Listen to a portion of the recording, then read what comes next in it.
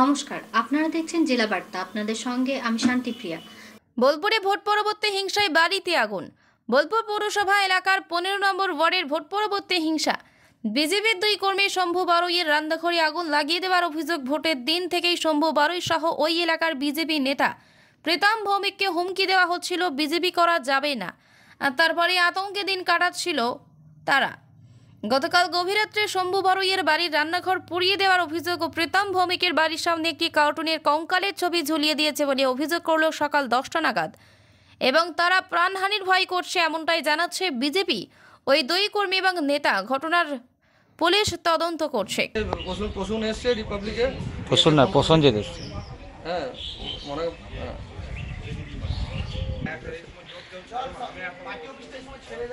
আমাকে মনে হয় যেন মনে বললে রিপাবলিকের কি আছে, পশুন কি রিপাবলিকে আছে? হ্যাঁ, পশুন। অ্যাকচুয়ালি কালকে ওরা 12টা সাড়ে 12টা থেকে ফ্ল্যাগ, মানে নিজেদের ফ্ল্যাগ রাত্রি ফ্ল্যাগ খোলা শুরু করে। এবার আমার বাড়ির ওখান থেকে, যেখানে আপনি গেছিলেন দেখলেন তো, একটা কঙ্কাল লাগিয়ে দিয়েছে। ওখান থেকে ওদের নিজেদের ফ্ল্যাগটা খোলা শুরু করে।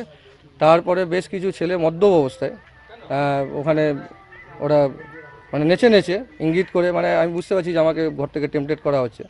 তা আমি খুব মাথা ঠান্ডা করি, কারণ আমি আইসি স্যারকে আমি সন্ধ্যের সময় গেছিলাম। তার আগের দিন আমাকে কিন্তু মা বাবা তুলে খিস্তি খাস্তা করেছিল ওদের মধ্যে একজন।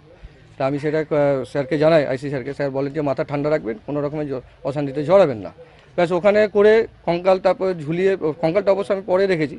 আর তারপরে আমাদের আছে আমাদের শম্ভুদা, আমাদেরই খুব ভালো অ্যাক্টিভ কর্মী, ওর বাড়িতে আসে, ওকে থ্রেট করে এখানে বিজেপি করা যাবে না, এখানে কোনো রকমের পার্টি করা যাবে না, নাইলে মেরে ফেলে দেওয়া হবে। দেখলেন তো আমার বাড়িতে কঙ্কাল ঝুলিয়ে, মানে কঙ্কালের ইঙ্গিত মানে আমাকে মেরে ফেলা হবে, একেও মেরে দেওয়ার হুমকি নিয়ে। তারপর তো ওখানে আগুনটা লাগিয়ে দিয়েছে। সমুদ্রের কিছু বলে বাড়িতে আগুন লাগিয়ে দিয়েছে। হ্যাঁ, বাড়িতে আগুন লাগিয়ে দিয়েছে। এবং সবথেকে ব্যাপার যে সিনটা ছিল, কারা করেছে বলে মনে হচ্ছে? এটা তৃণমূল আশ্রিত দুষ্কৃতী একদম। কারা তৃণমূলে কারা? তারা আছে, পিয়াল শেখ আছে, বিশ্বজিৎ সিংহ রায় আছে, নিতাই মণ্ডল আছে। ঠিক আছে, থানায় কি অভিযোগ করেছেন? থানা পুলিশ এসেছিল, পুলিশ দেখে গেছে আপাতত। কাজী আমিরুল ইসলামের রিপোর্ট। নমস্কার, আপনারা দেখছেন জেলা বার্তা। আপনাদের সঙ্গে আমি শান্তিপ্রিয়া। বিস্তারিত খবরে যাওয়ার আগে দেখে নেব জেলা বার্তার বিশেষ কিছু অংশ। শান্তিনিকেতন এলাকায় ঝুলন্ত মৃতদেহ উদ্ধার। বুধবার ভোরে শান্তিনিকেতনের আমার কুটিরে এক মহিলার অস্বাভাবিক ঝুলন্ত মৃতদেহ উদ্ধারে চাঞ্চল্য ছড়ালো।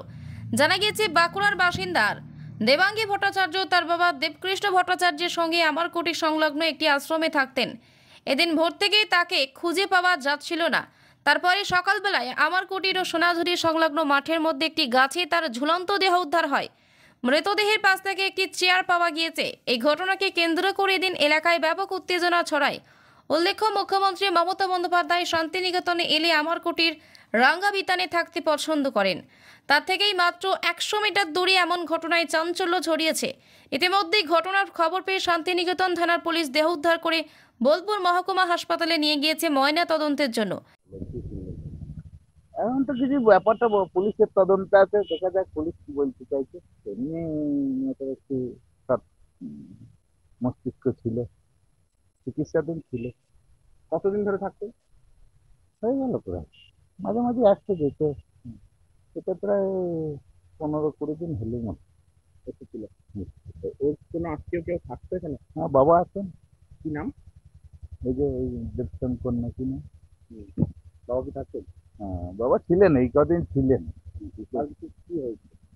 কাল তো কিছু হয়নি, সকাল 4:30 পর্যন্ত গল্প গুজব হয়েছে বলছে।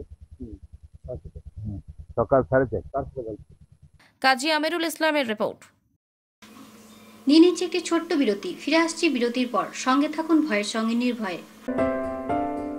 সিউড়িতে অত্যাধুনিক চিকিৎসা পরিষেবা নিয়ে এলো সৃজন পলিক্লিনিক।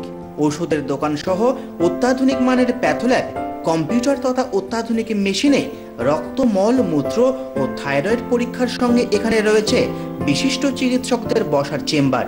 রোগীদের স্বাচ্ছন্দ্যের কথা ভেবে সম্পূর্ণরূপে এসি নিয়ন্ত্রিত সৃজন পলিক্লিনিকে রয়েছে বসার সুবন্দোবস্ত, বিশুদ্ধ পানীয় জল ও টয়লেটের ব্যবস্থা। এখানে বসছেন সিউড়ি সদর হাসপাতালের বিশেষজ্ঞ চিকিৎসক সহ অন্যান্য শহর ও হাসপাতালের বিশিষ্ট চিকিৎসকরা। সৃজন পলিক্লিনিক ও প্যাথোল্যাব, সিউড়ি, বীরভূম। সিউড়ি সদর হাসপাতালের পাশে ফাঁড়ি ঘরের উল্টো দিকে। Mobile number 8373 071019 9474 437 713 9434 326 822। ফিরে এলাম বিরতির পর। রিজেন্ট পার্ক এলাকার সোসাইটির ঘটনা। হেমলতা বৈরাগী নামে এক যুবতী আত্মঘাতী হন, যেটা জানা যাচ্ছে আন্দামানের বাসিন্দা তিনি। পুলিশ সূত্রে খবর, প্রেম ঘটিত কারণেই আত্মঘাতী ওই যুবতী। বেশ কিছুদিন ধরে নিজের প্রেমিকার সঙ্গে তার ঝামেলা চলছিল, তারপরেই আজ আত্মঘাতী হন। ইভেন্ট ম্যানেজমেন্টের কাজ করতেন ওই যুবতী, সেই সূত্রে কলকাতায়। গলায় ফাঁস দিয়ে আত্মঘাতী ওই যুবতী। যে বাড়িতে যুবতী ভাড়া থাকতো, আজ অনেক বেলা হয়ে যাবার পরেও যখন সে দরজা খুলছিল না, তখন বাড়ির মালিক দরজায় গিয়ে ধাক্কা দেয়। তারপরেও ভেতর থেকে কোনো সাড়া না পেয়ে পুলিশে খবর দেয়। পুলিশ ইতিমধ্যেই দেহ উদ্ধার করে নিয়ে গিয়েছে ময়না তদন্তের জন্য। নমস্কার, আপনারা দেখছেন জেলা বার্তা। আপনাদের সঙ্গে আমি শান্তিপ্রিয়া। বিস্তারিত খবরে যাওয়ার আগে দেখে নেব জেলা বার্তার বিশেষ কিছু অংশ।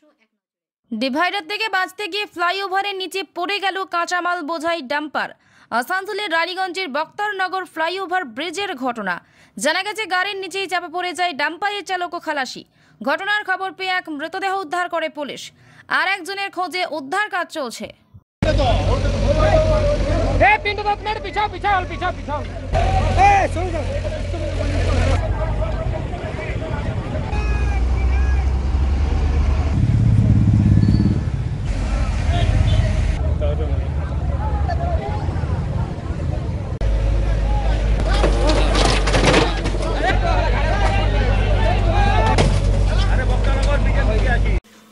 আজকে জেলা বার্তা এই পর্যন্তই। নমস্কার।